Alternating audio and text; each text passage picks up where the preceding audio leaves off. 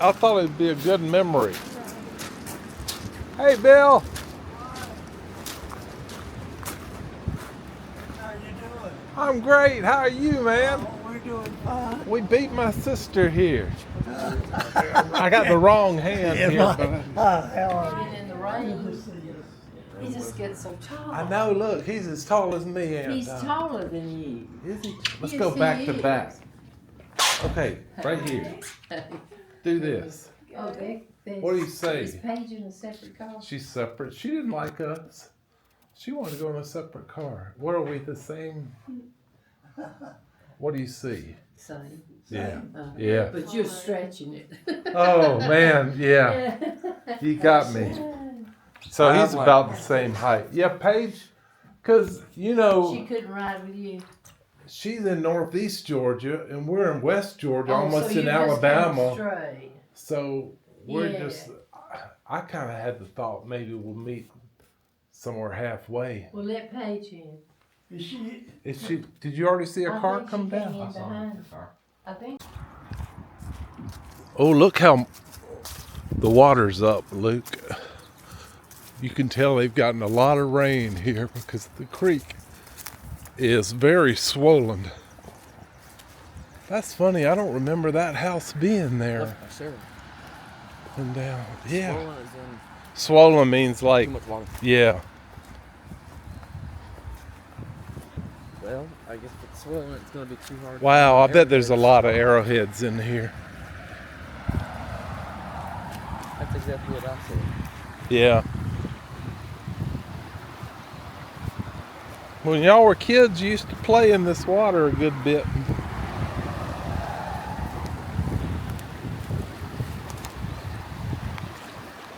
Wow.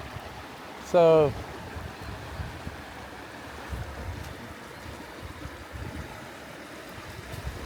I bet they're in here though. Sometimes you can just find one right on the surface.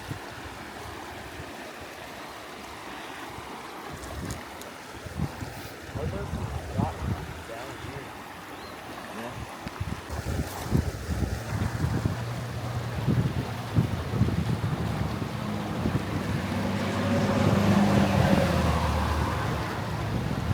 So we are in Hiawassee, Georgia, near Dad's old cabin. We're at Dot and Bill's house. Do what? I found these cool rocks. Well, you're welcome to keep them if you like them.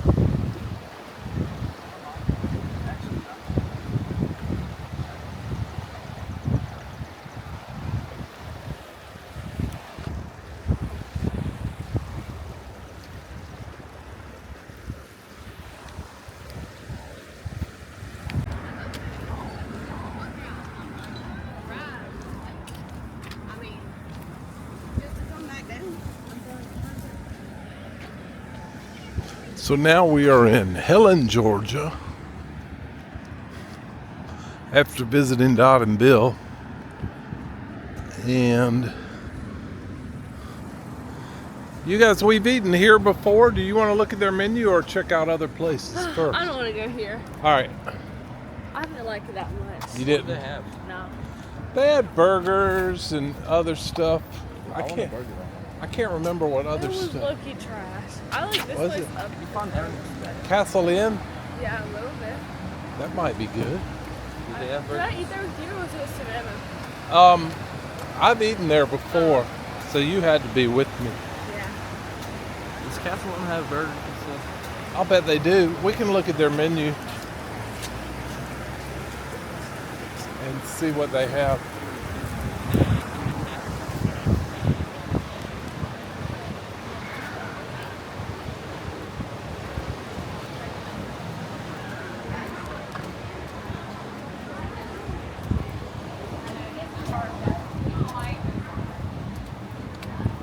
Here's their menu right here. You don't even have to go down to check it out.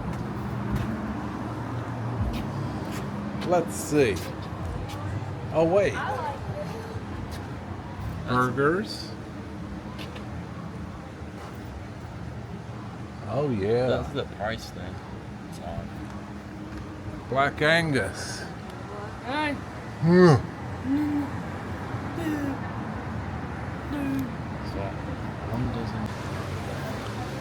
Now we know there's a guy fishing on the other side of this concrete pillar. But what we don't know is how he could catch something right now. Now why is it as soon as I start recording I get a crowd in front of my screen? Don't say that. That's me.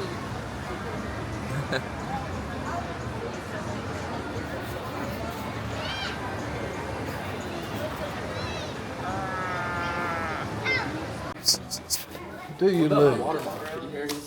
I don't know. We might have to leave that behind. Okay. Hi there. Hello. So we're all over 13. Okay, so there's 3 of you?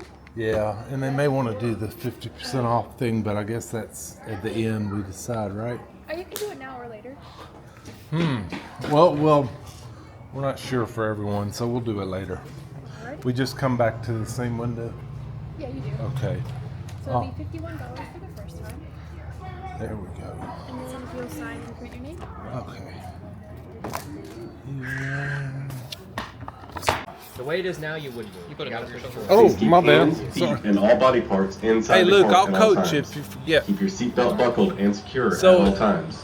it's- No purses, bags, or unsecured items are allowed forward. on the carts. Never touch If you or want to try go to touch the fast, track. pull back. Do not If you want stop to go on the track slow. unless it's an emergency. It's You'll see easy, markers on dude. the track every 80 feet. When the track is dry, please maintain at least 80 feet between you and the cart in front of you. If the track is wet or icy, maintain at least 160 feet between you and the cart in front of you. If you see someone stopped or going slow on the track in front of you, please slow down to avoid bumping other carts. When you see the signs at the end of the track, please brake. When exiting the cart, please exit to your right into the building. There are handles on the left and right of your cart. These are your controls. Push these forward to go, pull them back to slow down. The farther you push forward, the faster you'll go. Pull them back hard.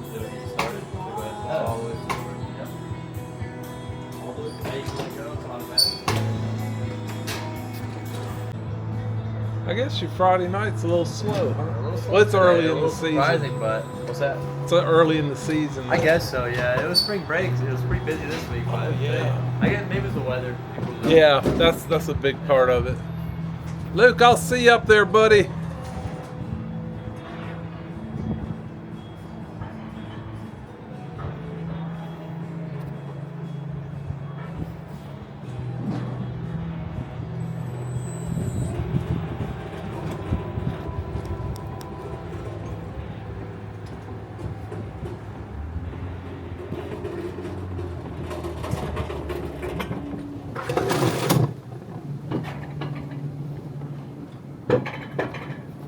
So Luke is really concerned that this ride's going to go too fast. I tried to tell him that you go as fast or as slow as you want to go. This is not a difficult ride. But he's up there.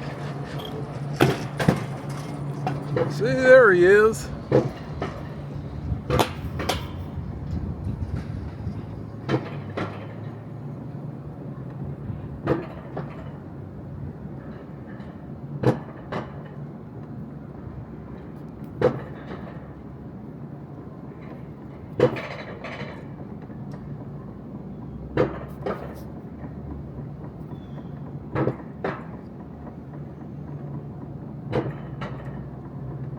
I think this is called the Georgia Mountain Coaster. It's really kind of cool.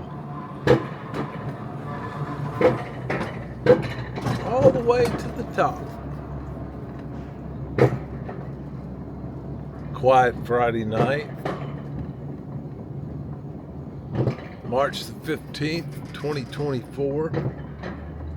Just had a nice visit with Paige and Dot and Bill in Hiawassee.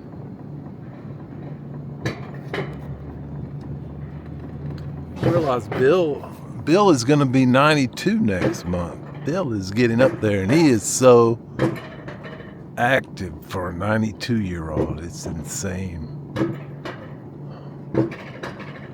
92 years old.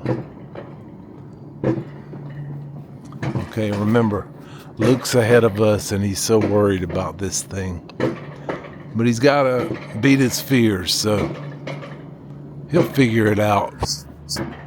It's not hard.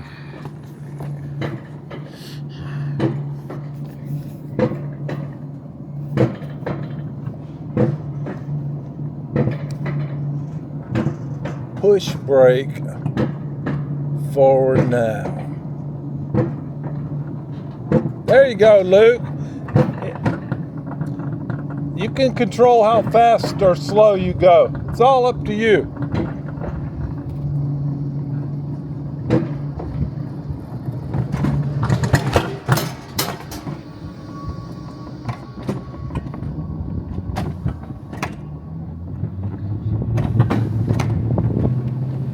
Oh, I like this. This thing's fast. Woohoo! Woohoo! Woo! Oh, I think I better slow down. I'm gonna catch up with old Lukey. Woohoo! Woo! I gotta slow down, buddy. I was about to catch up with you. Hey, isn't it cool? Woo! Woo-hoo-hoo! This thing's fun, isn't it? Because you can control how fast you go. Woo! Oh man, this thing's got like buffers, so it reads out if I'm close to the one in front of me, and it slows me down automatically. Boo to that. Boo to that. Woo-hoo-hoo-hoo-hoo! Woo-hoo-hoo! Woo-hoo! Woo-hoo! Woo! Ha ha ha! Woo-hoo-hoo! No! Yeah, Luke actually got some speed up. That's cool. Yeah, you doing good, Luke?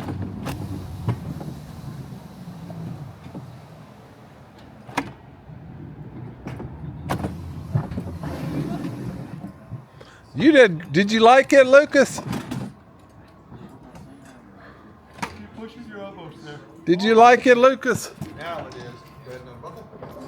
So your feet this way. Come on out. How was it? He won't answer me, but he'll answer you. Go ahead and unbuckle. Man, I keep saying, did you like it, Lucas? Did you? Hansel and Gretel Candy Kitchen is where I went as a kid, and it's still here 50 years later. I like it. Maybe not that. Still here 50 years later. Can you believe this madness? I can't believe it. She said not to be monotone, so here we are. Sorry now. Let's record this train coming by. Is it coming from the right? Yes. There it is. CSX Railroad. Remember I was telling you this was the CSX line. That train's probably headed down to either Mobile, Alabama, or the west coast of Florida. Tampa, somewhere like that, to link up with a shipyard. But I'm trying to look at those containers. Those aren't, that's like Hall's coal or something of that sort. Because those are open top containers. It's going pretty fast though, especially around that curve. You know, sometimes trains derail, they come off the railings. Look at the metal, Luke. Do you see it bending under the weight of the cars? Isn't that cool? It's like it's bouncing up and down. Each of those cars weighs so many tons, you know. So this is the Roosevelt. Oh, you okay, buddy? Warm Spring Museum in Warm Springs, Georgia. This is the little White House. And this is an exterior view. There's Roosevelt's car right there. Oh, Luke. So we are coming into the little White House here. And we have Roosevelt's car. Hi there. Custom built 1940s Willys Roadster. Look at this. Look, we got to get a selfie in front of this car. This car was custom built by Willys Overland of Toledo, Ohio, for President Franklin D. Roosevelt. Presented to the president on his 58th birthday in 1940. The car was used by the president's staff and later driven by the Georgia Warm Springs Foundation. So soak up the history and read everything, and you'll be real smart about Roosevelt.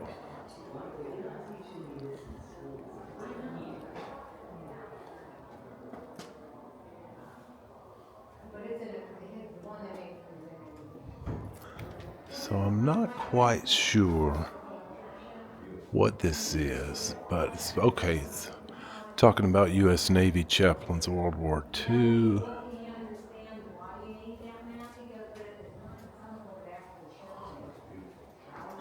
Oh, so it's all World War II oriented.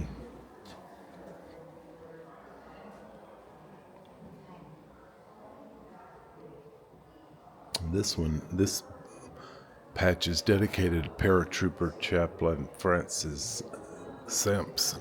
We don't have documentation that he wrote this. It's okay. Controls are taken off staff music,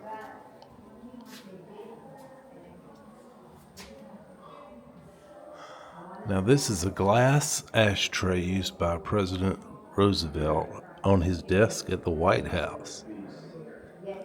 The ashtray was presented to the Little White House in March of 1964.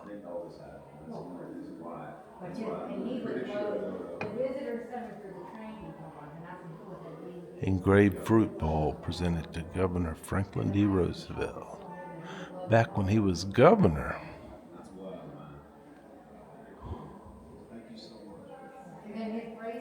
Oh, look, Luke, these are, you know, he had polio, and he would put, this would keep his legs stiff where he could walk. These braces were fabricated here, made of steel. They weighed 8 to 10 pounds each. FDR painted the lower area of the steel uprights black to disguise the shiny metal. Oh, I see, because the black... He did not want to draw any attention to the fact that he had to wear them. And his wheelchair, look at this. That is so interesting. Those little facts. Okay. U.S. Army Officers Field Desk. I had a typewriter like this once. Look at that. It's a field desk. Wow. U.S. Army and Navy Este Field Organ. Portable pump organ carried and played by chaplain assistants. Organs were usually blue for the Navy and olive drab for the Army. Do not touch. Here's a U.S. Army hymnal chest. Holds 150 copies of the Army and Navy Songs and Service Book for ship and field. How interesting.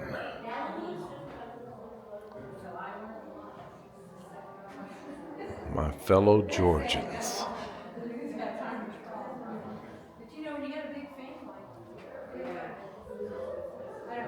Wow. Between 1926 and 1932, Franklin D. Roosevelt engaged in a variety of outdoor activities. Look at this car.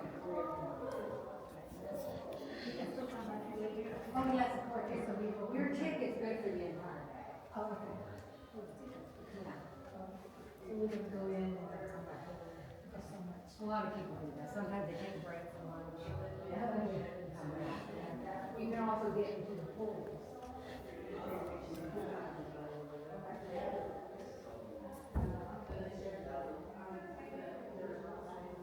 Louis Overland.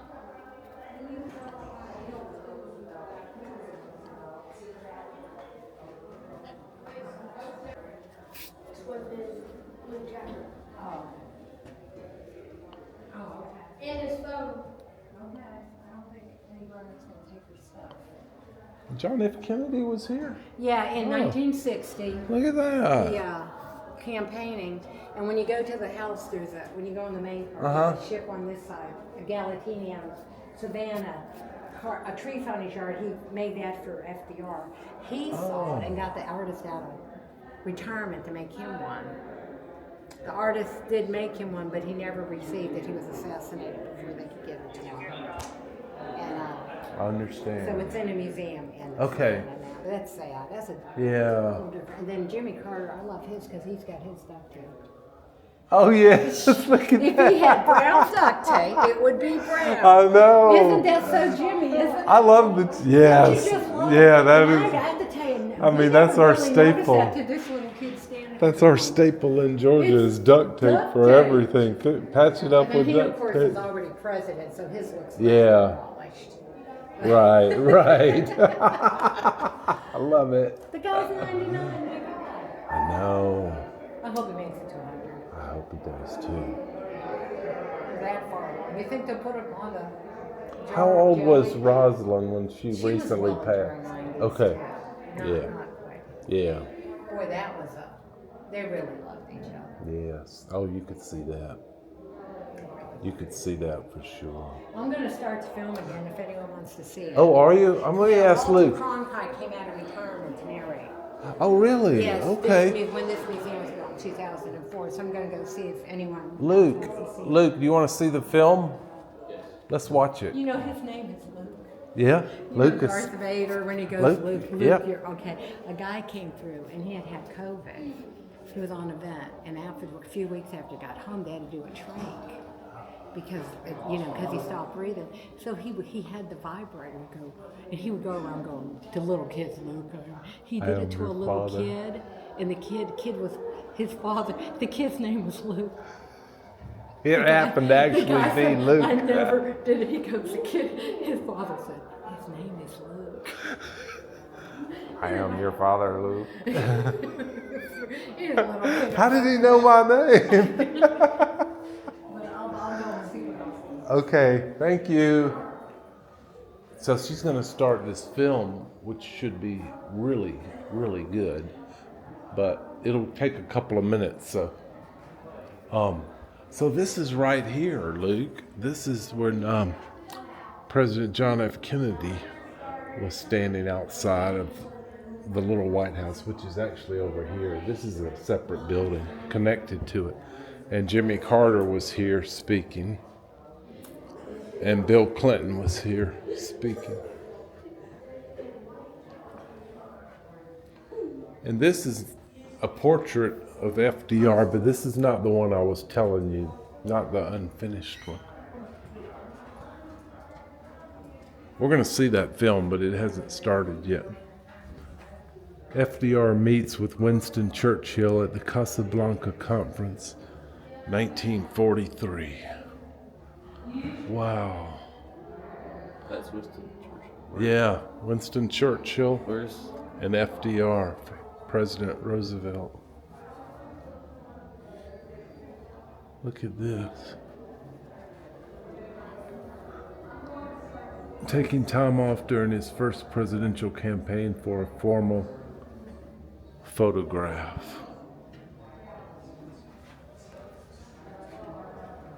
Wow.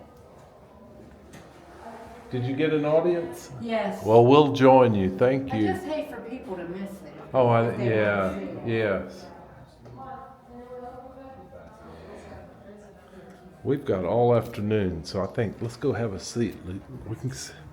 Died in Warm Springs, Georgia, this afternoon at his little White Pine Cottage atop Pine Mountain. Franklin D. Roosevelt in his 63rd year at his home in Warm Springs, Georgia. Which was affectionately called the Little White House. They said it beyond doubt it was Sir Edward Henry. The Allied world is pouring out its sympathy. The president's death came without warning. He had been informed 4:35 p.m. Eastern Wartime, the president died without pain. And at 5:45 p.m. Eastern Wartime in Washington, former press secretary Steve early announced the earth-shaking news. The president was having his portrait painted at the time, a portrait as yet unfinished.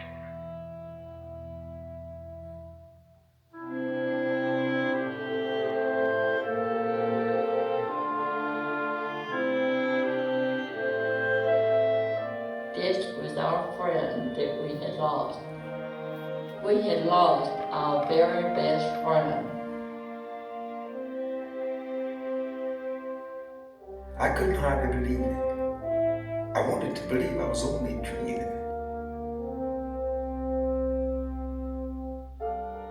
People believed in him. They looked up to him. He gave them hope. I realized that when he died, we had lost one of the best friends we had. 'Cause I saw so much that he did for the poor folks.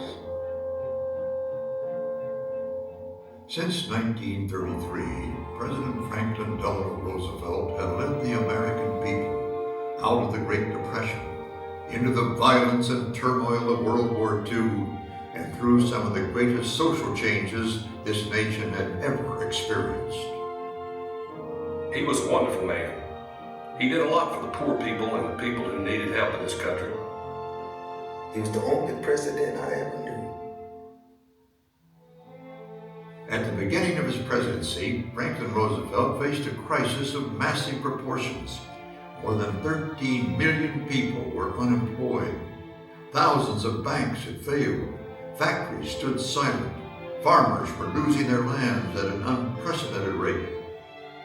Roosevelt understood that getting the country back on its feet required dramatic action. In his first 100 days in office, he herded dozens of new programs and policies through Congress. These measures helped stabilize the banking industry, spur agricultural recovery, and provide millions of jobs for workers around the country. I pledge myself to a new deal for the American people.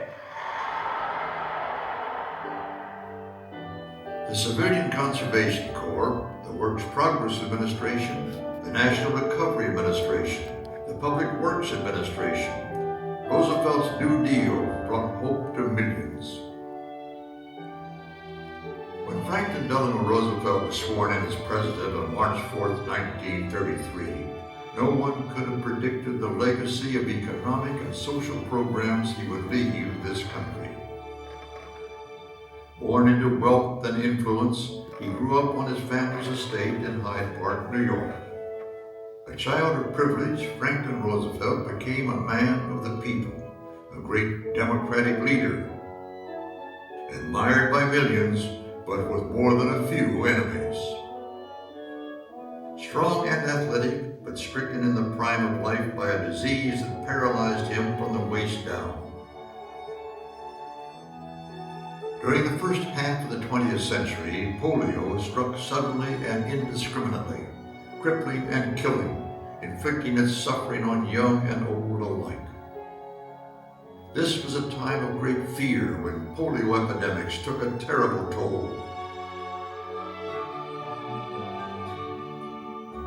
In 1924, when Franklin Roosevelt came to Warm Springs, Georgia, he was seeking a cure for the polio that had attacked him 3 years earlier.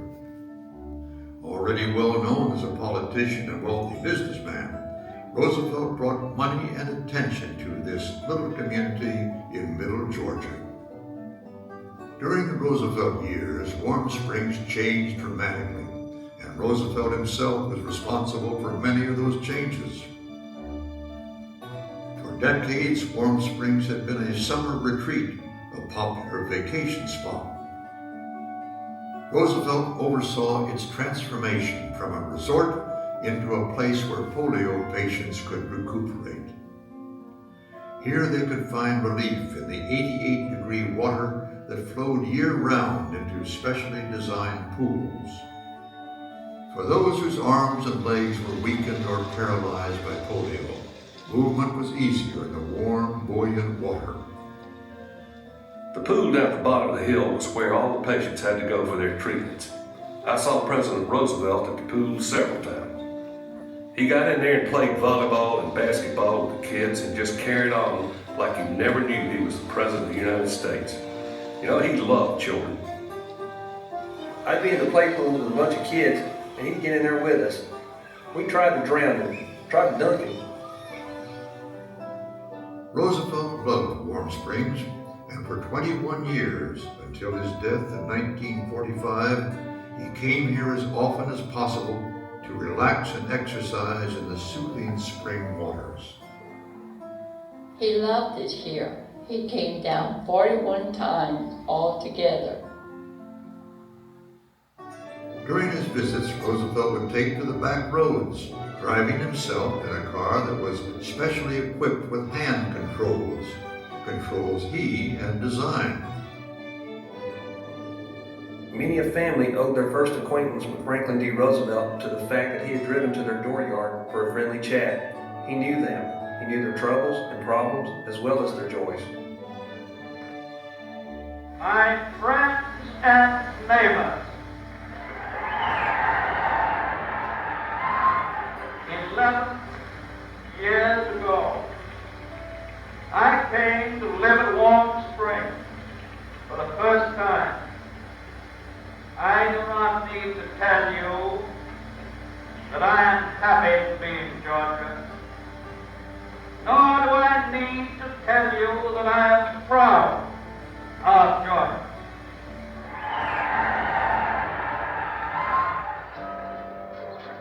Warm Springs was a farming community, and like so many other communities during the Great Depression, it was struggling to survive. He was very much interested in farming, not to try to make any money, but he was trying to get some information in his mind about the terrible plight of the farmers during the Depression we were in. By the 1930s, in the midst of the Great Depression, the hard business of scratching an existence from the land was getting even harder. For the farmer and his family, days filled with endless tasks began long before dawn and ended in exhaustion well after dark. It was a desperate time when even the children were forced to work on the farm. Many of them never had the opportunity to go to school, and their lack of education trapped them in a cycle of poverty. For an aristocrat from Hyde Park, New York, this was a whole new world. Him associating with the class of folks he did changed him. These were common people. Nobody had electric lights, and only a few had phones. He saw people who needed to be brought into the 20th century. In the 1930s, only 1/10 of rural Americans had electricity, and those who did paid dearly for it. At Warm Springs, Roosevelt was shocked when he received his first electric bill. The charges here were 4 times higher than he paid at his family's home in Hyde Park, New York. This spurred his interest in finding a way to provide electricity to farm homes at affordable rates. In 1935, he expanded the New Deal by creating the Rural Electrification Administration. Seeing firsthand the struggles of his neighbors who couldn't afford electricity gave him a new understanding of the hardships faced by millions of Americans. Warm Springs changed the way Roosevelt looked at the world.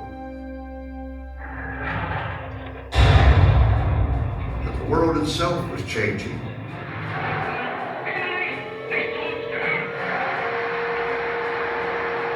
As Hitler's armies marched across Europe, country after country toppled in the face of Nazi power.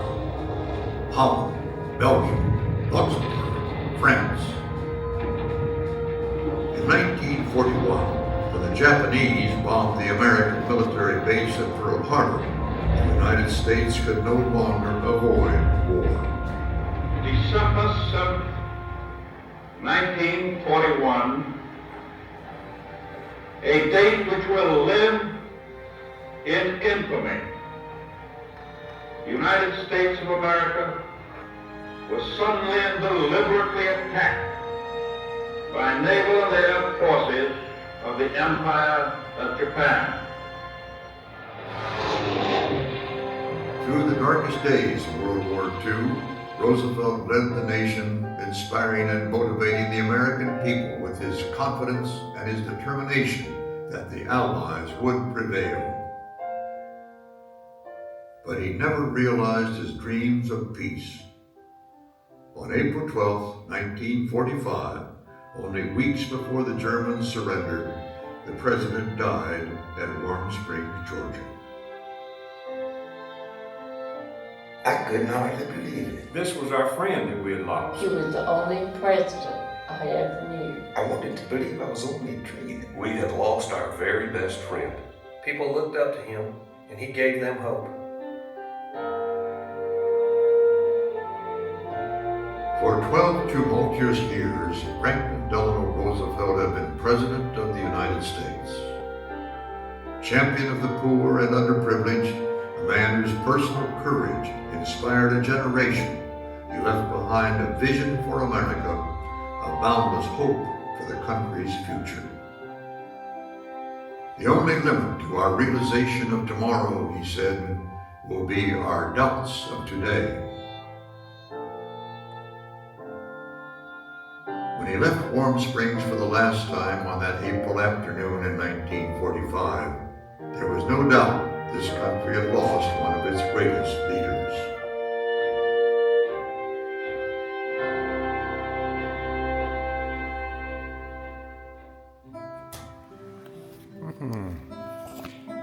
That was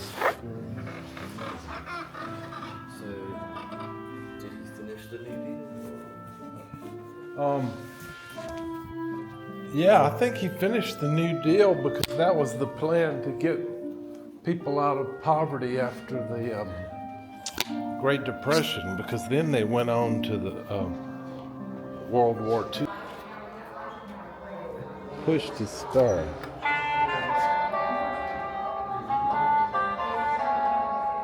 In 1924, Franklin Delano Roosevelt came to Warm Springs, Georgia, seeking a cure for the polio that had attacked him 3 years earlier. He felt so much at home in Warm Springs that he bought a farm, built a house, and visited as often as possible. During the next 21 years, And we're going to until his visit death that in 1945, he came to Warm Springs 41 times altogether. Many of those trips were in the fall. Well, they have this is Roosevelt's Thanksgiving menu and dish silverware. Hors d'oeuvres, quadriceps on toast, miscellaneous biceps. What? Soups, bouillon à la Boussay. Entrees, lobster à la frog, baked crow with... Is this a joke? I'm just reading some of these menu items. It sounds... Desserts, polio peaches, vegetable hamstring beans, scoliosis asparagus. That's not a real menu. Oh, I was thinking, is this a joke? No, it's a joke. Oh, okay. It's got That's quadriceps on that. I know. I was. I was like miscellaneous bicep. Now Okay. this one gets. How do you get fresh California peas in Georgia? Yeah. Oh, yeah, in November. Okay, so this was a joke.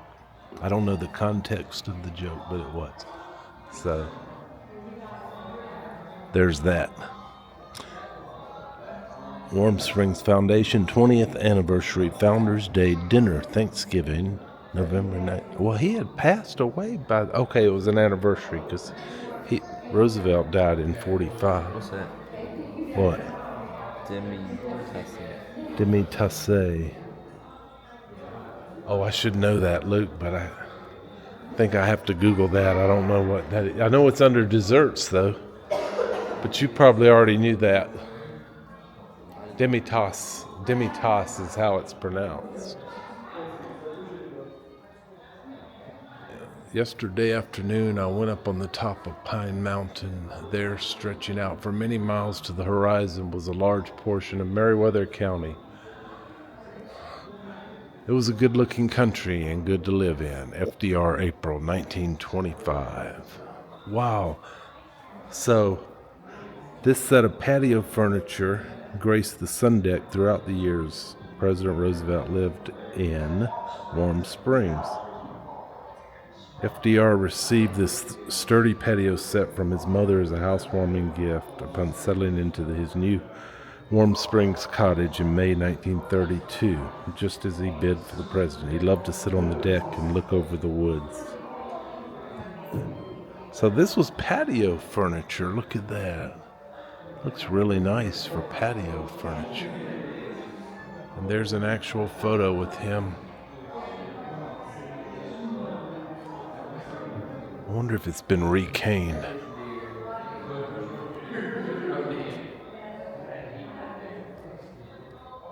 This mailbag was used to transport official mail from the White House in D.C. to President Roosevelt's Little White House in Warm Springs, Georgia.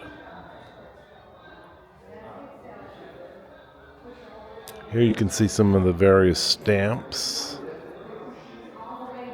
FDR was a stamp collector. I did not know that.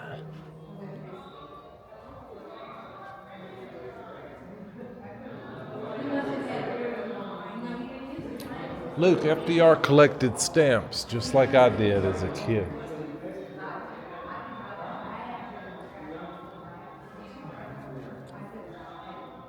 Monogram hair cutting cape, FDR. Monogram suspenders.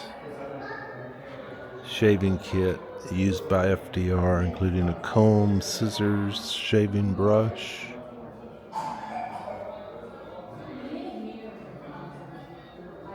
There's a desk set used by FDR at the Little White House. Telephone. Glass dog paperweight from the desk of FDR. Pocket knife. There it says Franklin D. Roosevelt. Man, it would be cool to touch some of this.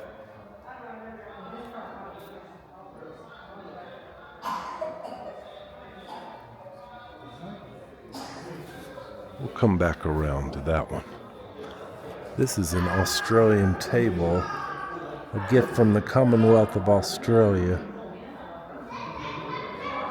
So it's got, isn't that milled, that is cool milled work. It's got the continent of Australia on it. Presented to the Little White House, July 1949. So 4 years after Roosevelt died.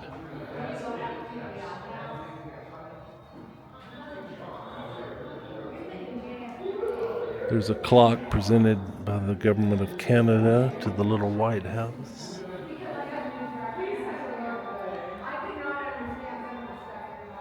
So different countries would always give gifts to the presidents over the years. And a lot of these were gifts from other countries.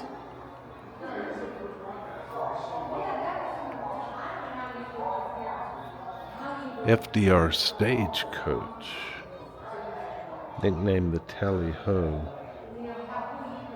In 1928, after being elected governor of New York, staff and patients drove the stage in a triumphant parade. Tally-Ho was used for parades.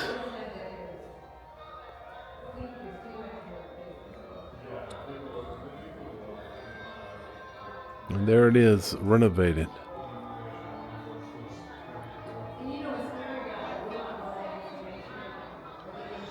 It says here many Americans did not realize or chose not to notice that FDR could not walk without help. Only a few photos exist of Roosevelt in his wheelchair. I think he made sure. Oh wow, look in there. It's a wide car.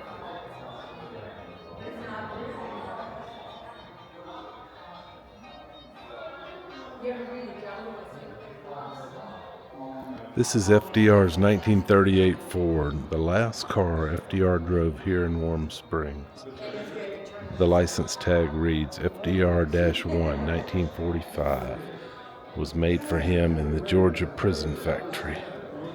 He was given the same number every year. The car was kept in the garage under the servants' quarters. Secret Service would prepare the car when FDR was ready to drive it.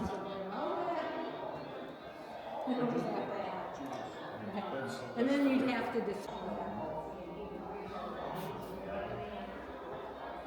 FDR-1.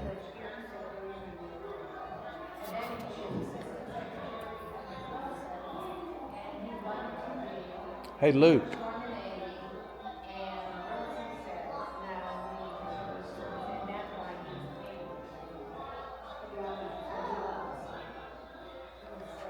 Let's do one more in front of this car. All right. Wait, let's put a space between us so we can see the car. Oh, there we go. Okay, thank you. Are you enjoying this? I like this place. Learn all you can. Oh wow, look at all these gifts from various countries. Clock wheel donated.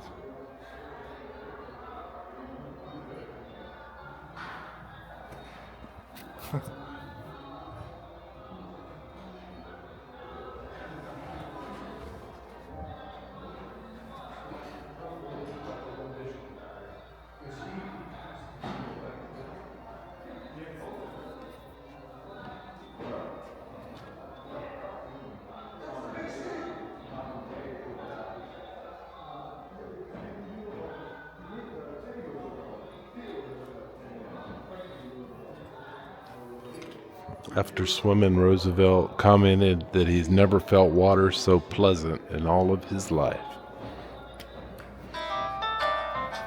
At Warm Springs, thousands of polio patients swam their way to health in the 88-degree water that flowed year-round into specially designed pools.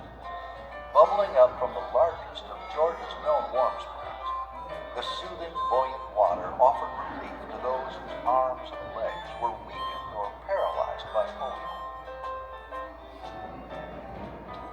Franklin Roosevelt believed in the restorative powers of this warm water, and he came to Warm Springs often to swim and exercise in the pools.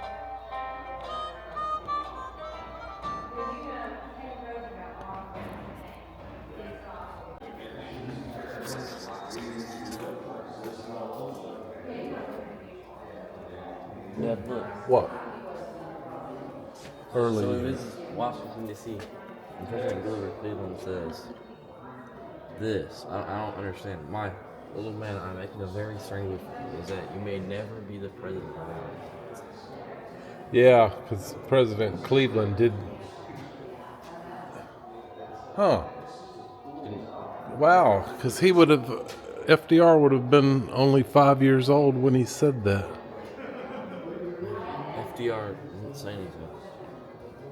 Why would he even bring up, I wish you would never be president? He must have thought at age 5, he must have seen presidential ability within him. But why does he not want him to be the president? Nah, I'd have to research that one. Now, there's not enough information there for us to know.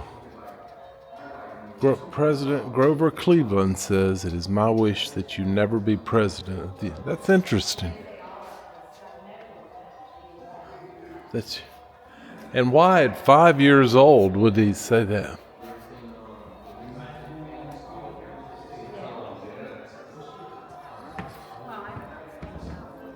But you know, they also said you're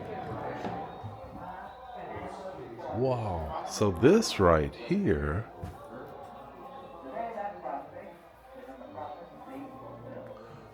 would be a mock-up of his house.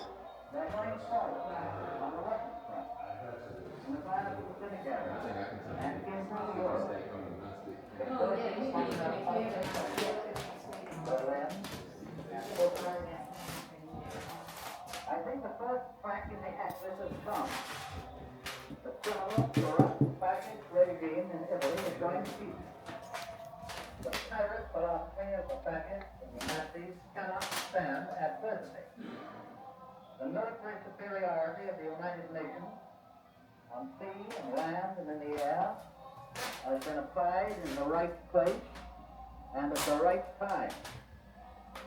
Hitler refused to send sufficient help to save Mussolini. In fact,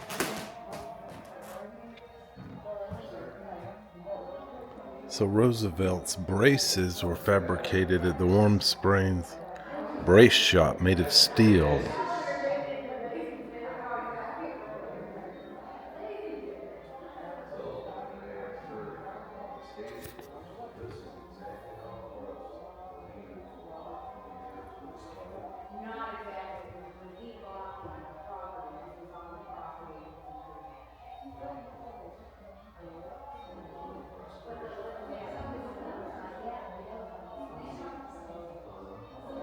While polio was really growing strong in the early 20th century.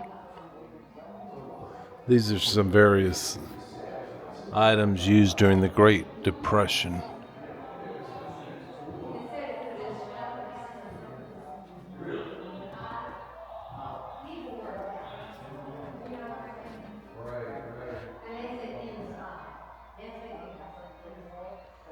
The REA. So Roosevelt saw a lot of these guys down here and how expensive electricity was, and worked to bring electricity to the South.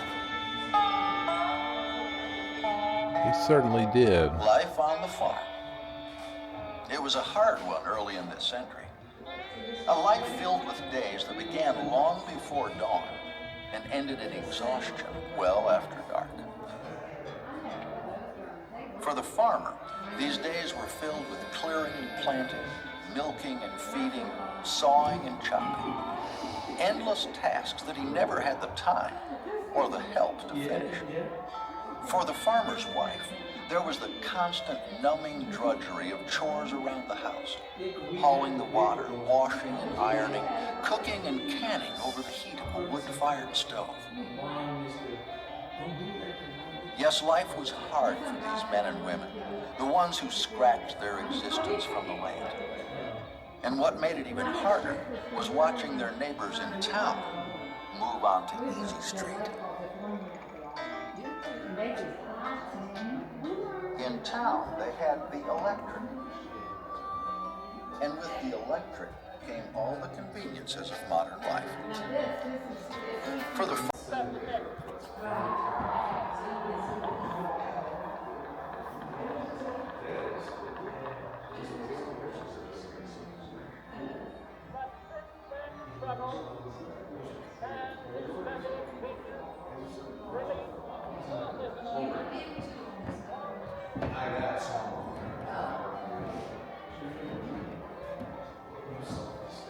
Teddy's Big Stick, 1930s.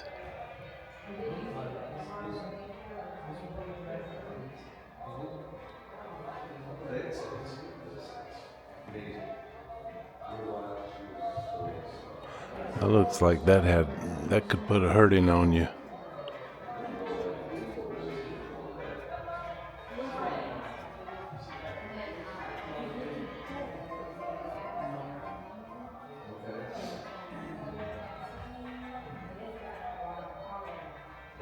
My boy Franklin. These are all the commemorative stamps approved during the presidency of FDR.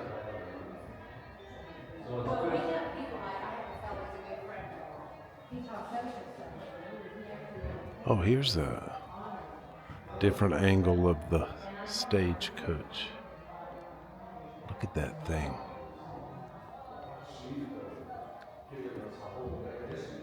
Look at those seats.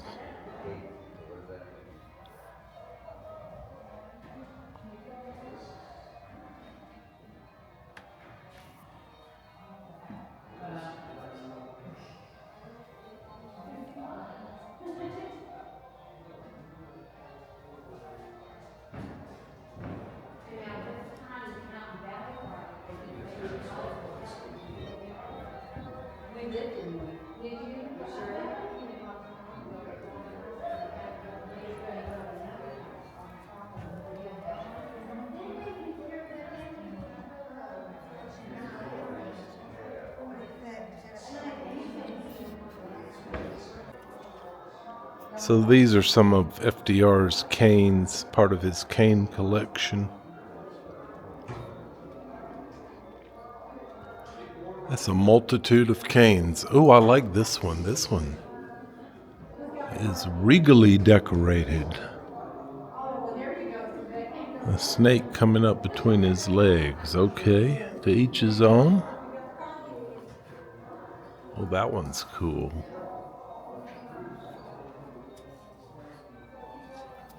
Oh, man. Awesome.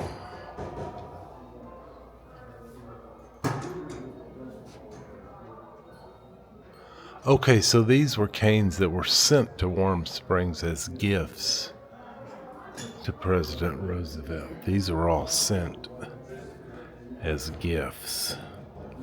Honorable Franklin D. Roosevelt, our hero, President. Florida, 1933.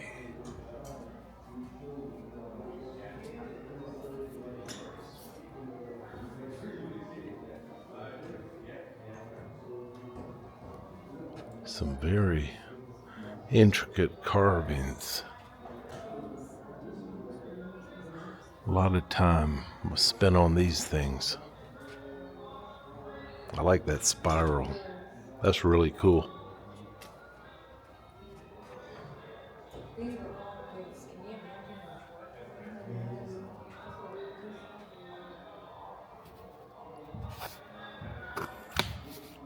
Look, I love how you're reading everything.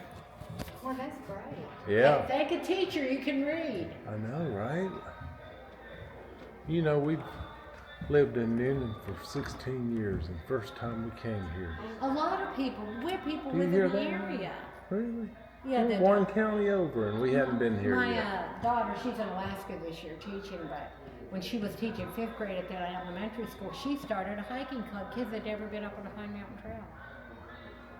The kids loved it. And then, of course, their parents would come, and then that would give them, other people would, you know. Yeah. Mm-hmm.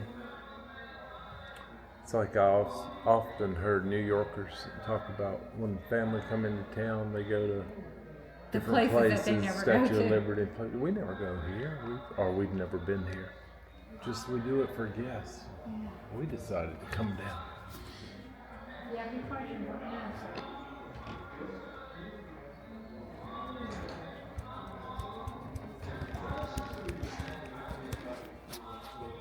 Oh, I was going to ask you, you may or may not know this.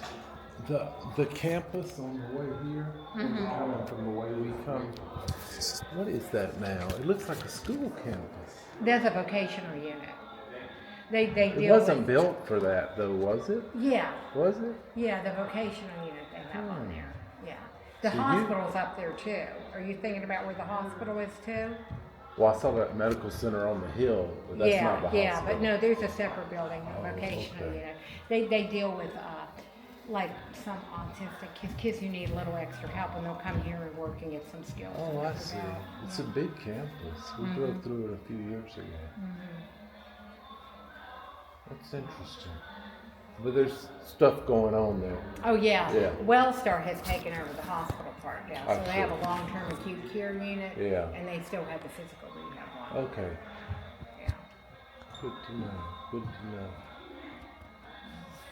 And Roosevelt, I worked there when it was the Institute, but it used to be if you had an accident, needed therapy, you would want to come down here. Really? From all over the state. We had people that came from other states, and then Shepherd came. Yeah. Shepherd, now the big thing is Shepherd.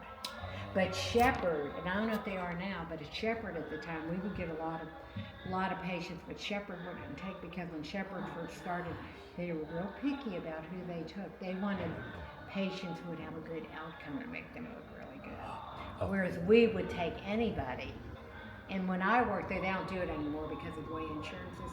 We had a patient for 9 months, but when they left us, they were as independent as they possibly could be. Yeah. They had they don't have it anymore. They have like a house that's like your spinal cord injury that people live in, so they could learn how to adjust to it. Right. Yeah. That's great. Yeah. I don't know why they don't do that kind of stuff anymore. I wish they did. Yeah. Funding, I guess. I don't know. Yeah, who knows? Yeah. It's kind of like when we were in high school, they used to have wood shop, and Yeah, they don't have that stuff now. Car repair, we have. But those are life skills. Yeah. Or home ec. Personal finance. Yeah, remember that we did. Yeah. I mean, I remember, you knew how to balance a checkbook. That was part of it. No, I have a sister. She came into a lot of money with that. This is how she does her checkbook. She calls the bank every day and they tell her what her balance is. I said, Barbara. She's a natural blonde. I said, Barbara, it doesn't work that way. If you wrote a check out and it hasn't cleared, well, that's what the bank said I had. Oh, it's just that simple. Yeah. Some people you can't talk to. Yeah. I mean, It's all, yeah. That's what the bank said. Yeah. So it must be the truth. Well, it may be the truth for that particular moment in time, but it may not be the truth. Can I help you, sir? Well, I'm looking for a straight. There may be a few in here. Eating my voice. Oh. They would keep a Marine officer in this building. Look at that. That's original.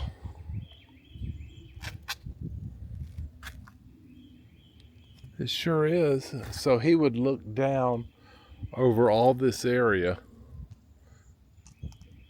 And this is a Secret Service sentry post. So they'd have the Marine and then the Secret Service. How cool.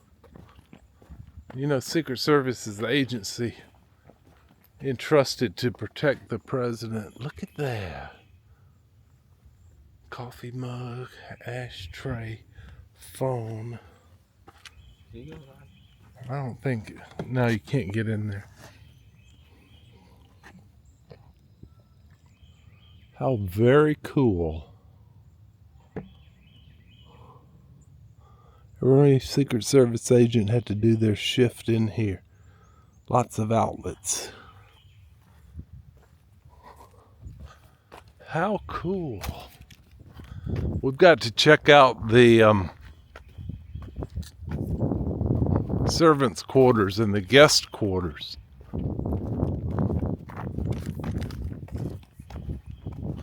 This way to the little White House, so it's down there. So, I'm sure this walkway area would have definitely been here. So, Roosevelt would have walked along the same path that we're walking. Look at the servants' quarters.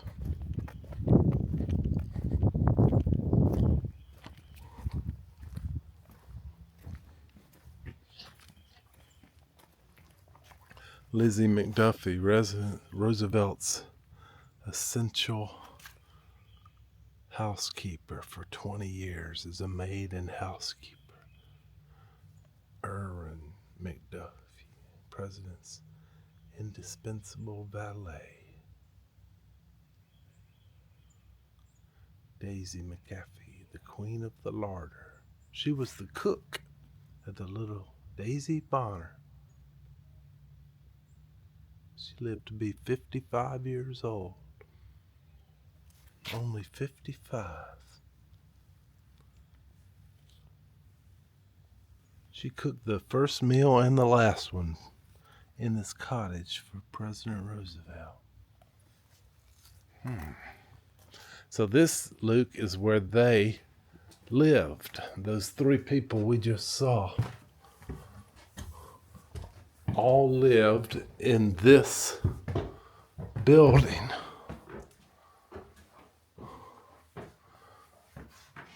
This is their bathroom.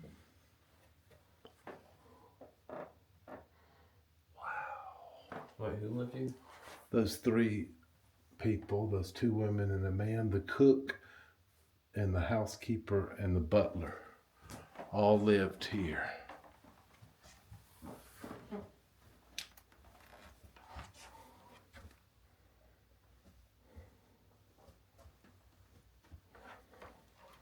And they did not have air conditioning back then. So this was the common room. This was the original sofa they had in this common room. These simple but tidy rooms were the sleeping quarters for the household staff, on duty 24 hours a day. Miss Daisy Bonner, Roosevelt's cook, used the bedroom on the left. That's this one right here. Daisy lived in a modest home in Warm Springs and was employed as a maid and cook when the president wasn't at the little White House. The valet and his wife, Irving McDuffie, and his wife Lizzie, lived in this bedroom. So because FDR didn't live here full time, he lived in Washington, D.C., they didn't have to be here when he wasn't here. But then when he came down here on the train, this is where they lived. And they had a shower located in the basement of the actual little White House.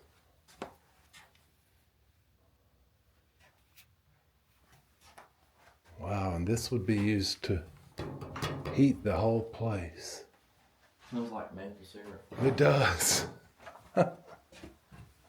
Before we acquired the states of Alaska and Hawaii, had 48 stars. This flag flying on this pole has 48 stars. So when was Alaska, they were acquired in the 40s, I think mid 40s. I don't know the exact day. But this is the guest house where guests would stay. Built in 1933, this guest house has been occupied by many prominent government officials and visiting dignitaries. No known records of who stayed here while visiting the president. The rooms were heated by fireplaces in the winter and cooled by fans in the summer. Oh, that is cool. Look at fireplace. Well, Emily says, my tooth has been hurting. I hope it's not a cavity. Oh, man. Siri, text Emily.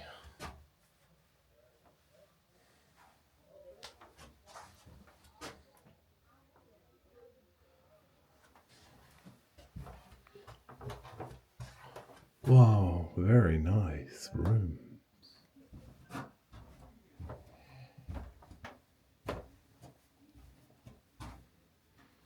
Does it still smell like maple syrup?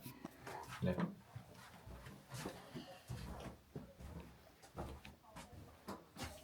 Who lived here?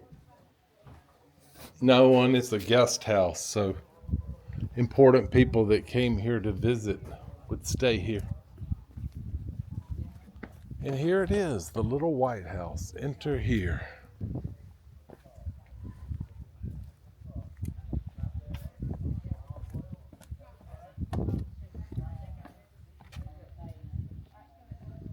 All right, lady, let's go so I can handle you some more. Thanks, ladies. Y'all waiting on me? It's time to go. I got a little educational. No, we gotta. Well, I had to learn more before I could get you back. Oh. Oh. Did you find out what's up on top of here? Russia? No, we did. What? They hold it. The main one. Whatever's over there, they moved it this way. So here we are at the actual little White House. That'll take me 2 seconds to walk about. Enter here on the right, Lucas. Hey, do you want a photo in front of it? We have to stand right about a little bit back, like here. There we go. Okay, good.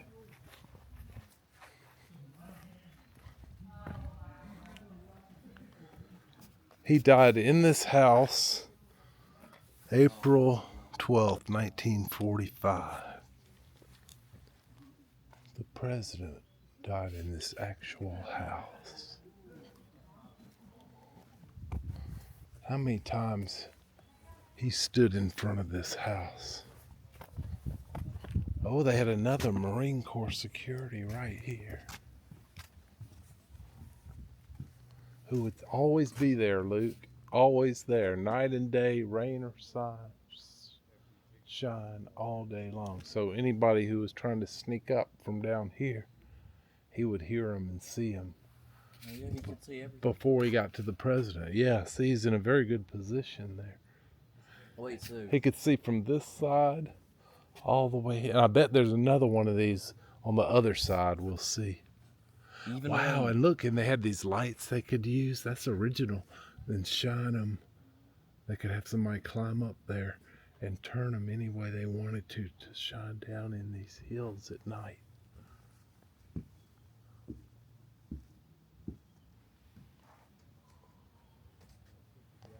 Isn't that crazy?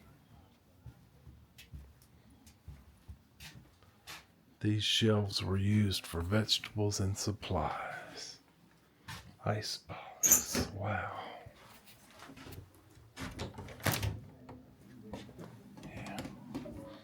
Daisy Bonner's prepared FDR's meals. FDR's favorite appliance was the ice cream freezer. Oh, ice water was kept here for Secret Service agents.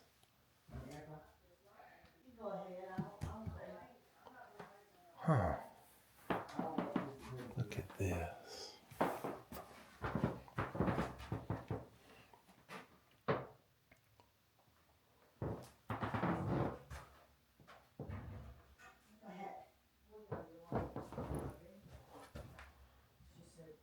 Daisy Bonner.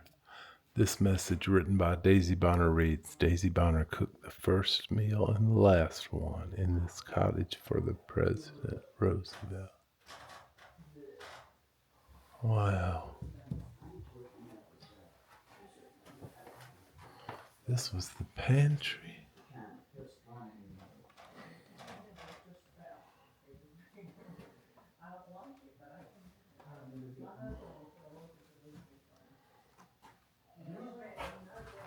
How cool is this kitchen, man? My mom would have loved to have seen this. The butler's pantry served as this passageway served as the butler's pantry and china closet. Many of the items on these shelves are Roosevelt's family heirlooms. Many are family heirlooms. Look at this. Wow. Don't say anymore about it. Oh, I'm sorry. I don't want to think that way. Well, that's pretty bad. Luke, we have these. That's what I had. We would serve steaks in them. They had the. Do you recognize that platter? That looks like a steak platter to me. It is the Al Wagner. We had those in growing up near Athens. I had one. It is You the Al too. Wagner sizzling steak platter. It's stamped on it. Is it? Yes. It looks like maybe anodized aluminum or Yeah. aluminum. Yeah. That's what it looks like. But there's some more things in the pantry, in the kitchen, on the bottom shelf. Oh. Skillets and some things. Okay. But I've seen the back of that, and that's what it says. Oh. I saw that right away and I was like, I had never seen one That strikes a before I chord. came here. Now, I've seen Club Aluminum and Did you grow up around this in the I grew South? up in Alabama. Well, that's almost the South. Yeah, it's about an hour and a half. In the South, yes, yes. It's just a hop, skip, and jump. That's right. That right across the Georgia line. I love driving to Alabama. Yeah. Well, we always knew about Warm Springs, and FDR had a house here, and it's amazing to me Yes. the number of senior people who do not know that he started the first polio institute in the world. I mean, I just don't know how they could have missed it, in the news and everything. Well, yeah. I mean, But I guess can't what say was- that I knew that, but I wasn't here But what during was that on time. it was him being president, and he had all that established before he became president. I guess that may be the reason. I've been nosy. What is that? That is so cool. This is what we use nowadays instead of the GoPro, because this little device, So it's a miniature camera. and you can do so much with it. You can tilt with it, and it's got a 3-axis gimbal to stabilize it, and you can turn it around and put it on us. And I used this in Thailand for How 6 much weeks. recording space recently. does it have? Whatever size SD card, micro card you put in it. So this one's That's got nice. a lot. And is that light on top? No, ma'am. This. No, this. Oh no, that's the. Speaker? Let me turn this Turns off. it. So here we have the infamous portrait. Roosevelt suffered his stroke, which led to his death as they were painting this. So it's unfinished. And he was sitting in this chair right here when he was having that portrait painted. This is in his living room, which is connected to the dining room. And I'm going to get a photo of this famous painting, because that painting is very, very famous. And he liked ships, Luke. Wow. Imagine how many hours President Roosevelt spent in this one room. In this one room. Mine did too. These door working. He really did love ships. How many fires were made in this fireplace? Living room. FDR's love for the sea is evident. He worked at a card table while sitting in his leather chair. He was doing so on April 12, 1945, while having his portrait painted. The right way to do business. I mean, I don't care how much money they make. You got to consider your employees. Well, I'm going to have to get my photo taken with that.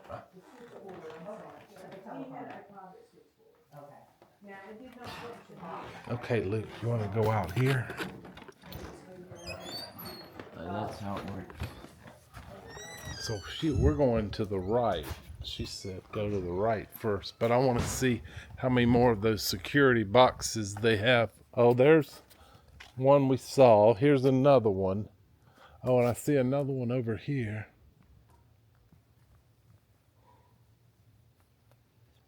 So she said this pole went up after World War II started, and Japan declared war on us by bombing Pearl Harbor. So then they put a set of lights there, and they put a set of lights there. Man, that just kind of makes the whole valley that circles, and there's another security post down there. They had them everywhere. I bet there's some all over these hills. Wow, the president. How many times he stood out here and looked out over these beautiful woods. Let's go look at the secretary's bedroom.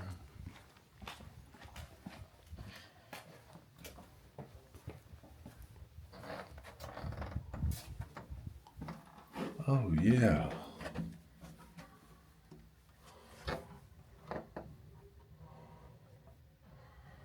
Bedrooms were a lot smaller back then, weren't they? So they cut the wall out of this house.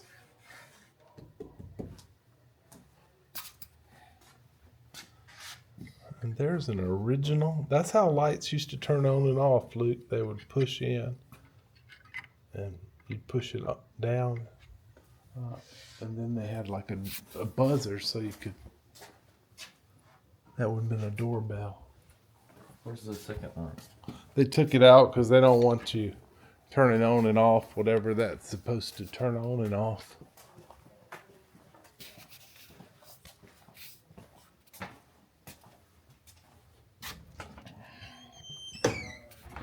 Oh, here's his bedroom. Look at this. The present. Look at that.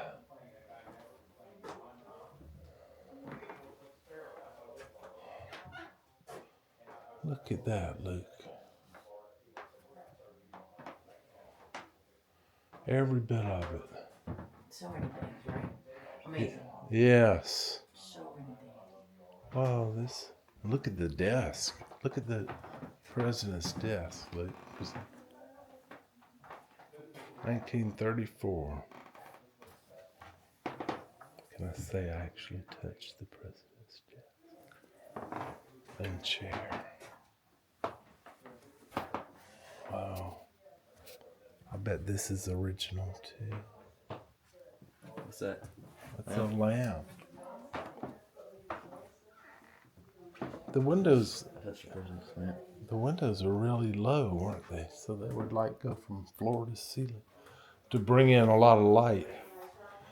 The president was carried to this room April 12th, 1945 by his staff after he collapsed. 3:35 p.m. The nation's 32nd president, Franklin Delano Roosevelt, age 63, was pronounced dead. April 13th, the next day, the president's body was taken to Washington. It is D.C. for a state funeral. He was taken to his family home, Hyde Park, New York, where he's buried in the Rose Garden. Wow. There's his bathtub,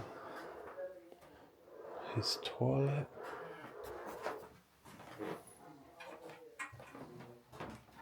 I touched the president's seat. And you touched the president's seat. Me too. Oh, yeah. Yeah, I touched his faucet. I touched his cup holder, I touched toothbrush holder, soap holder. I touched his, like, whatever. So. Man, you touched more than me.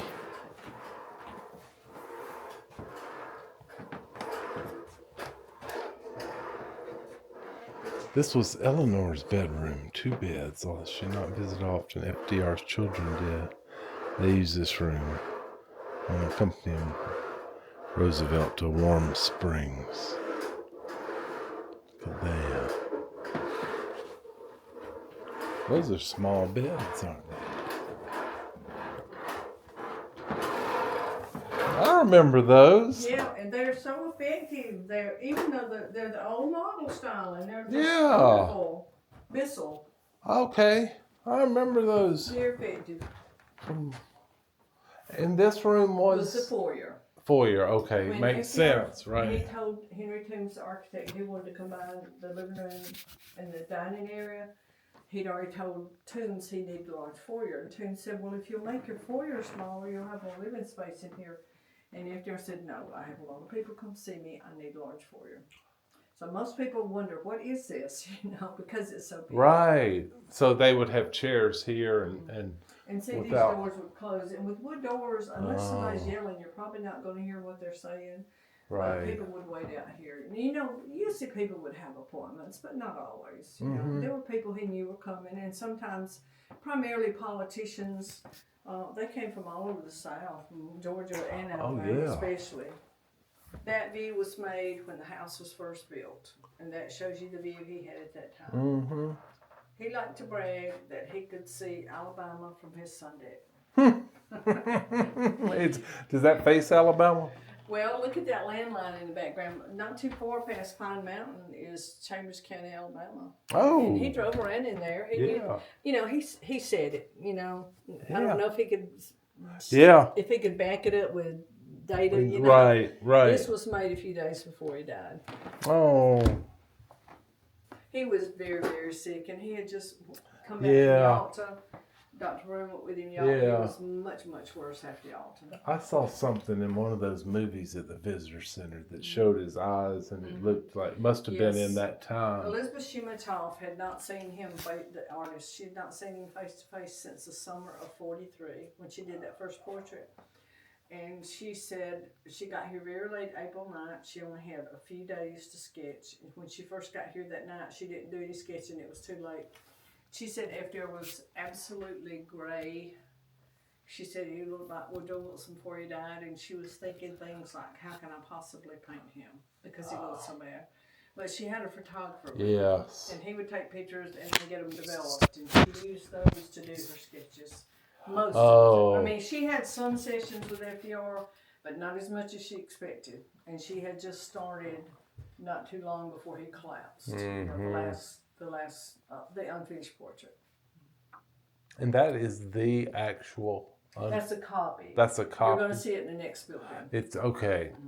You will see the 3 little studies. I was going to say I didn't think it would be that out in the open. She did 3 little watercolors. I thought they would be little black and white sketches, but they were little watercolors. And you will see photographs that Miss Francis made.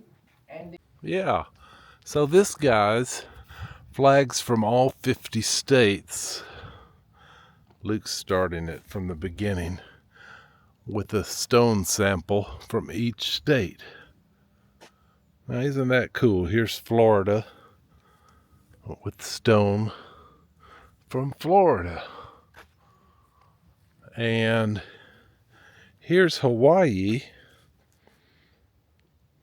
Here's Hawaii, Luke, with stone from Hawaii.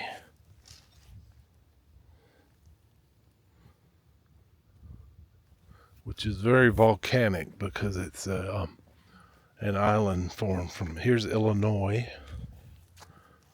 in the shape of the state. Just like that. Here's Iowa. Isn't that cool? We've got Kentucky in the shape of the state. Every state sent stone. Here's Maine, gray granite from Maine. Here's Massachusetts,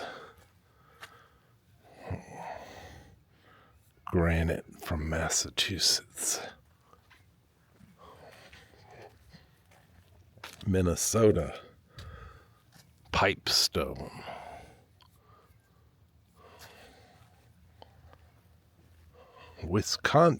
Missouri, Carthage marble. Oh, that feels nice. Why is it a triangle? Nebraska, limestone.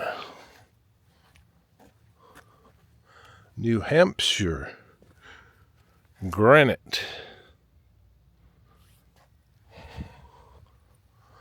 New Mexico, sandstone. Good old New Mexico. North Carolina, granite, of course, North Carolina. Shaped like the state. Ohio, Massilian sandstone. Don't feel left out if I don't call your state, because I hadn't touched all of them. I maybe not. Oregon, granodiorite. Looks like a tombstone, the way they engraved it. Rhode Island, westerly granite. That's the 13th state to enter the Union, May 29th, 1790. Kind of looks like a tombstone, too. South Dakota, mahogany granite. 40th state to enter the Union, 1889. Texas, red granite. I like that one. Okay, that's my favorite, at least so far. Good old Texas. Luke's still way down there. Let me check out. Oh wait, we're missing some stones. Vermont, 14th state to enter the Union, blue granite.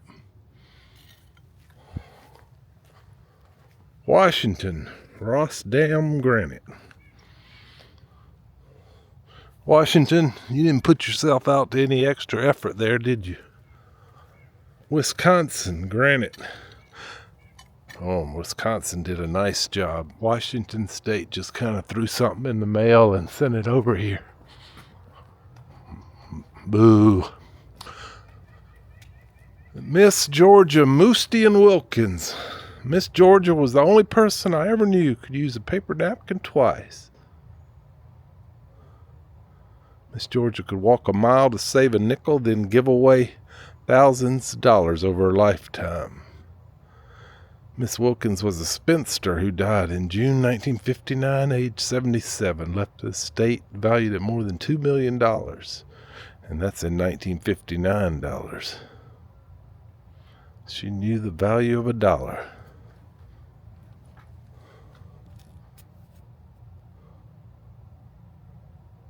I think she played a big part in... Oh man, that's the Franklin D. Roosevelt Museum.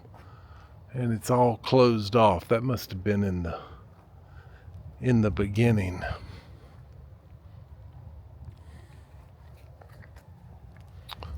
We came up here for a building that's closed. This museum was dedicated in 1961 by S. Ernest Vandiver, governor of Georgia.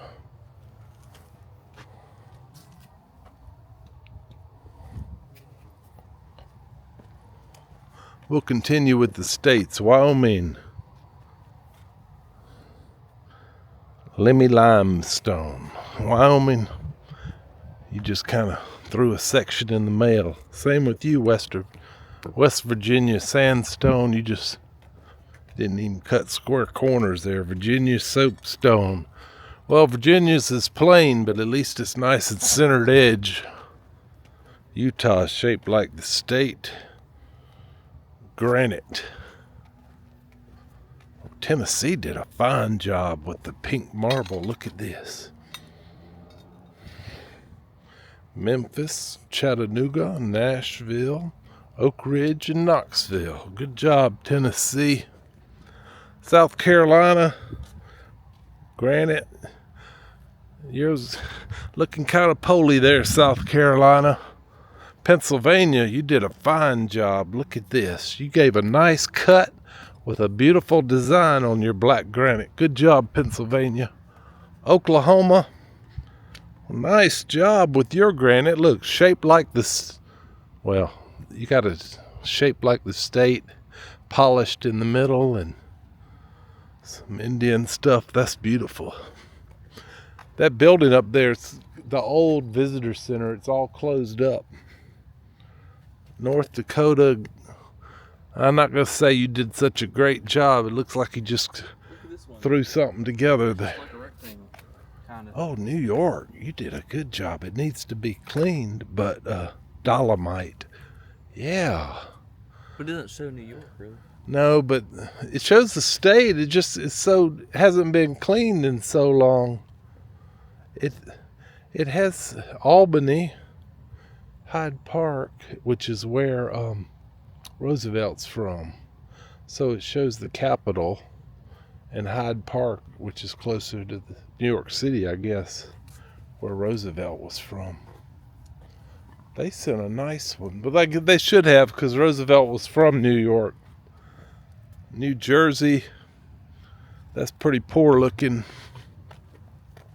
Nevada, Wonderstone Tough. Nevada sent, that's a cool piece from Nevada. That's beautiful.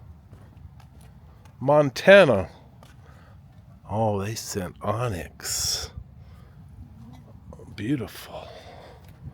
Mississippi, pink sandstone. Presented in 1958 by the Agriculture and Industrial Board. Jackson, Mississippi. Michigan. Well, it's pretty stone, Michigan, but you didn't do much for cutting it. Maryland, Nice granite. Good job, Maryland. You know, the locals here could do a better job of keeping this stuff clean. Louisiana. Nice try, Louisiana. Kansas. Limestone, shaped like the state. Again, needs to be clean, not your fault. Indiana. Limestone, shaped like the state. Beautiful, needs to be clean, not your fault. Idaho. Slate. I like your size. It's just like my hand. My big old hand. Needs to be clean, not your fault. Georgia sent one too. Pink marble. And that's beautiful. But, again, not to repeat myself, but needs to be clean. Washington, D.C., granite Nice, U.S. Capitol. I don't know what that is. Looks like a random piece. Connecticut, Portland brownstone, shaped like the state. Could use a cleaning. Good job. This, California, black granite. California, shaped like the state and polished so it doesn't look as dirty as the others except on the edges. That's a good job. Arizona, there's my favorite, petrified wood. Arizona sent a beautiful piece, and it doesn't look like it needs to be clean because it's petrified wood. That's my favorite. And this one, Alabama, white marble, shaped like the state. All of these need to be cleaned, but it does look good. It does look good, really good. Let's see down here. So this is called the legacy room. This is the actual unfinished portrait. It's protected behind glass. So this is the one that she was painting when he died. Watercolor on paper. The unfinished portrait.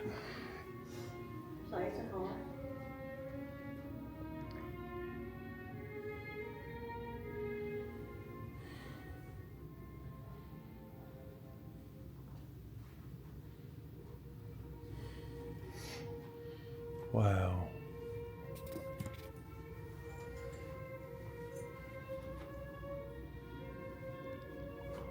Oh.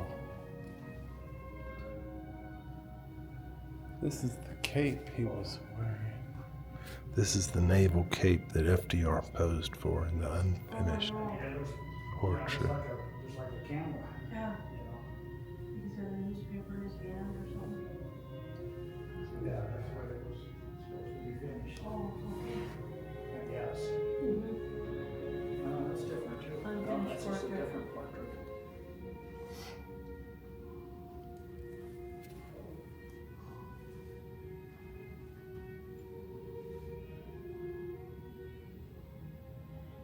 April 12th. So these were taken 2 days before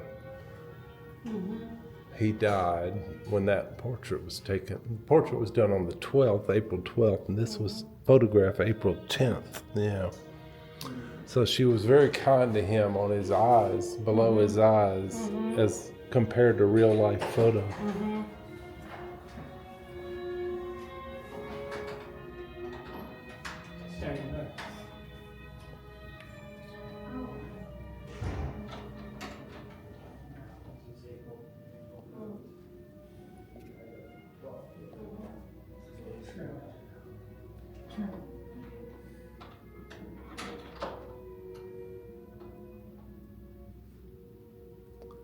Elizabeth, I'm glad I lived my long life in a world where there were spiritual values, beauty, and dignity.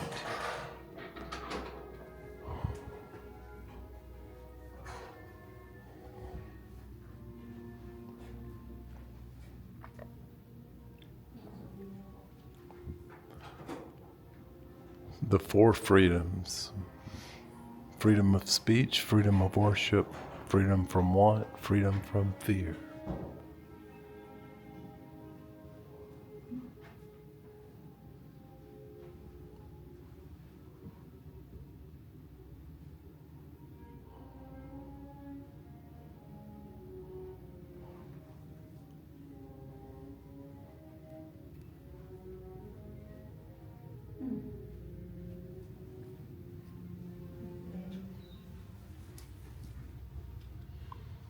This is the 48th star flag that flew over the Little White House April 12th, 1945.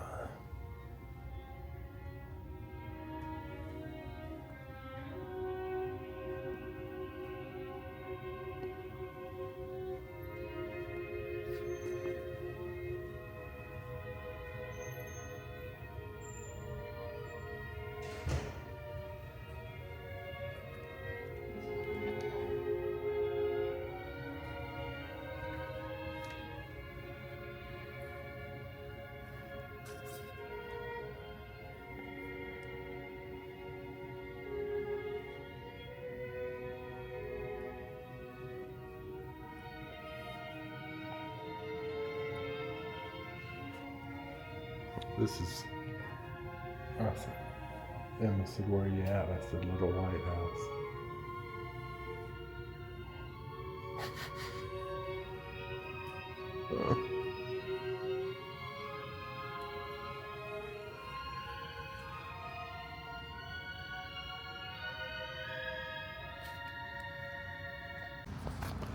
So these are the Warm Springs treatment pools, delivering 914 gallons of 88 degree per minute water. FDR came here in 1924 in hopes to recover from the effects of polio. These treatment pools were supplanted in 1942 by an indoor pool built into the main foundation campus due to the difficulty of moving patients to these pools. So they changed this in the 40s. Let's see. Entrance. Here we go. Hey there. I need to Yes. Do you need to see that? They sent us down here, and we probably wouldn't have come if they didn't suggest it. So when you get down to the end and the door takes you outside, are y'all coming from the White House? Yeah. When you get down to the end, the door takes you outside. There's 3 pools out there. You go to the second pool and go down the ramp, and you can feel the water. Okay, that's what he was telling us. Second one. Thank you. Spirit of Warm Springs.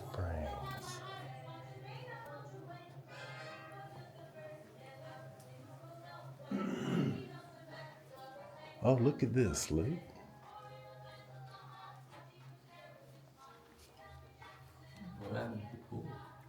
Well, I told you they're drained because they stopped using this in the 40s. And they moved it. They pumped the water out of the spring to a different building, like in those buildings we saw when we first drove in. So And when they that made hits it touch indoor. They made it indoor, but these. Can you still see it? No, you're gonna see. We're gonna walk out there, and you're gonna see the actual pools that FDR used. He went in these pools. He didn't go to where they moved them to. Yeah. Yeah. But the dude said you have to like touch the water. Yeah. That's where those people are. It's somewhere over there. Okay. I need to take a photo of the historic pools before we move on. There we go. Okay.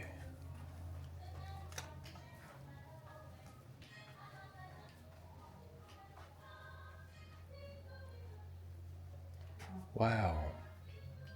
Swimsuit worn by FDR during his visit.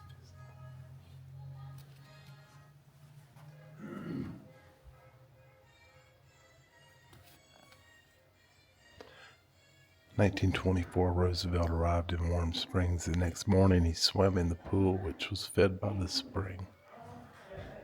Water was a constant 88 degrees. He spent 2 hours in the most wonderful pool in the world.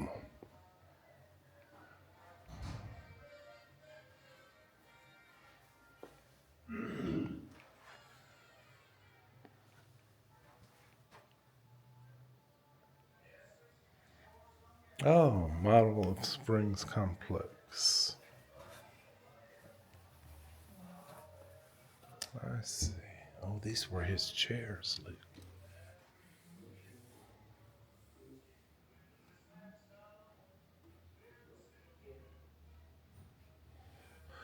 President Roosevelt's last words to the opening words of his last speech to Congress.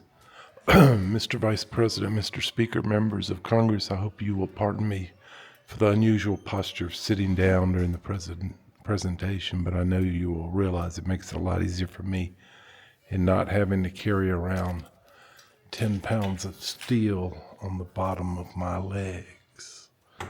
Wow, and this were his chairs. All the wheelchairs back then were wood, Luke.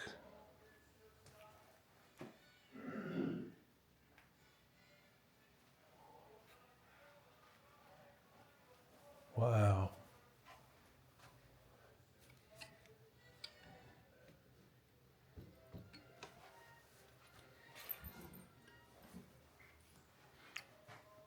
The iron lung is a device most affiliated with polio. People used to have to live in these things, Luke. You've seen that? Yes. So only their head was outside. The iron lung was a life-saving machine for victims of polio who were rendered unable to breathe on their own from paralysis. Death was common at this phase.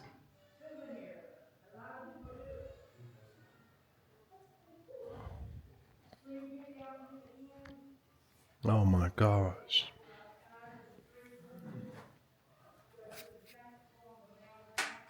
Wow.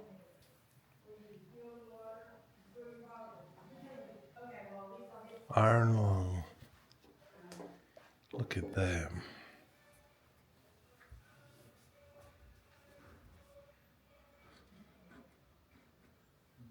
How'd they get into it from here? Oh, this would open up. And then they would have a mirror. Wow.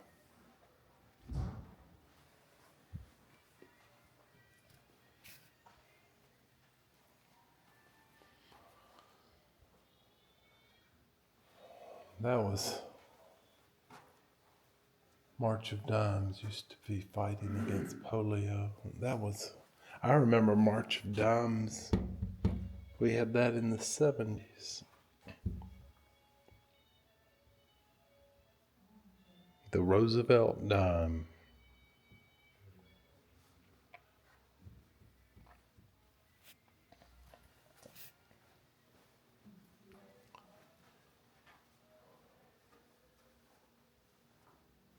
Salk, Dr. Jonas Edward Salk was the inventor of the vaccine against polio.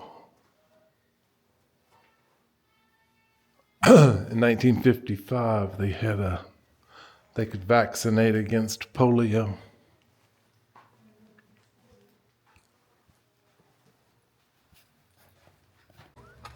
Oh, it's raining. That's not good. I want to touch the water.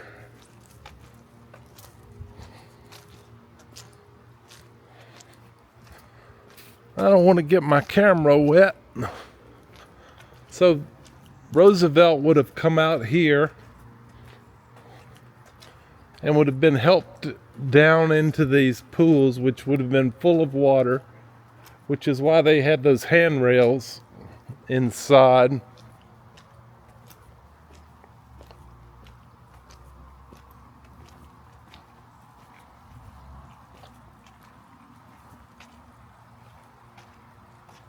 Oh, there's the water they're talking about.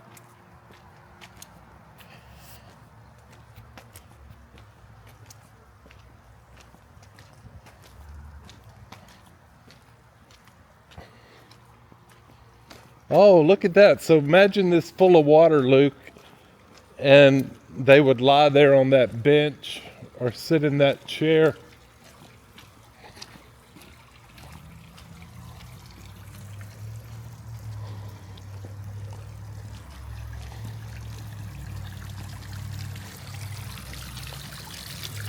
Whoa, that is warm. 88 degrees. That is warm. You said it would feel like lotion on your hand after it dries from the healthy mineral content of the water. I like that. I got to get out of this rain for my camera.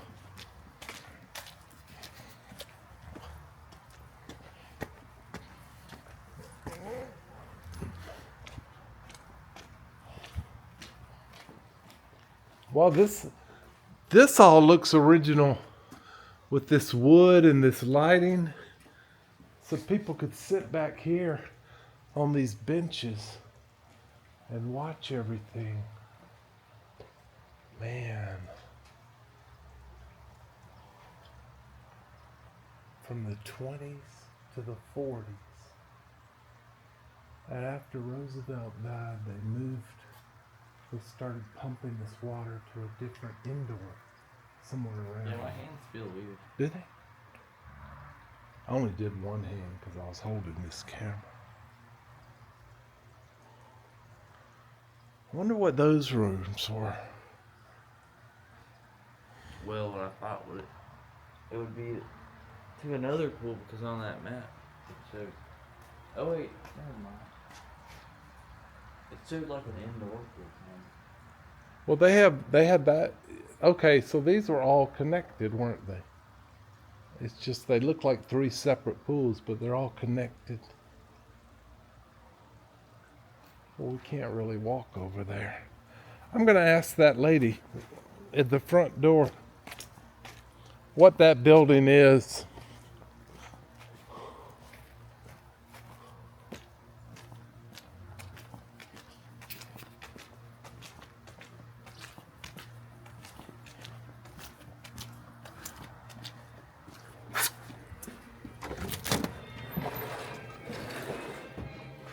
Can I ask you a question? Yes, sir. What is that building, that long building? Looks like it would have been the same as this building. Was that changing room? No, actually it's changing rooms. There's those two doors back there in the back. Uh-huh. Two, but those are